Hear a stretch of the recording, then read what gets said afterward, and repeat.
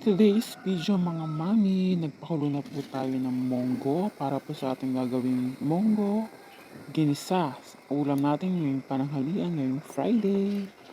Sundan niyo po ang mga aking mga steps para sa prepared ako ng talong, bawang, sibuyas, asin, bihon para po sa aking gagawing monggo.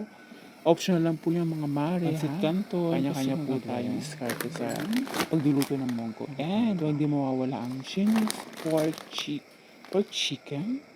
Yeah, pork chicken. Hindi siya.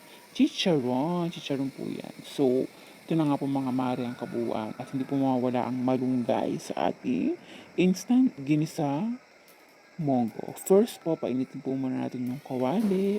Lagyan na po muna tayo ng mantika para po sa ating susunod step by step sa ating gagawing homemade monggo.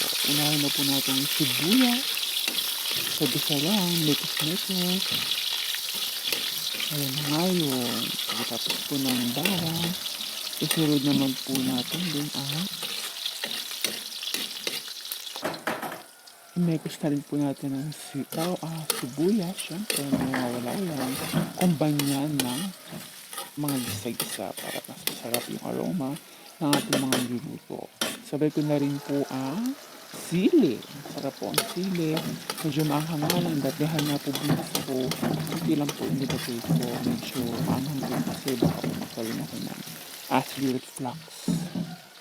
While nga po ang aking baby is nag-iigib nga daw ng tubig. Habang ako naman ng mga mami is nagluluto para sa kanilang mga food. Kasi nga po tanghali na medyo... Sydney, kuha mo si Daphne. Kuha mo si Daphne.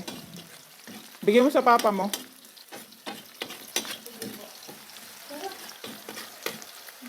Ito na mga mamis, tapos na po tayo mag-isa. Inihalo ko na po lahat. At minimekos-mekos ko na po ang monggo. Yung mga ingredients na niluluto ko kanina. So, let's wait for 10 minutes to boil para po mas malapot pa din yung monggo. Tapos na. Thank you for watching.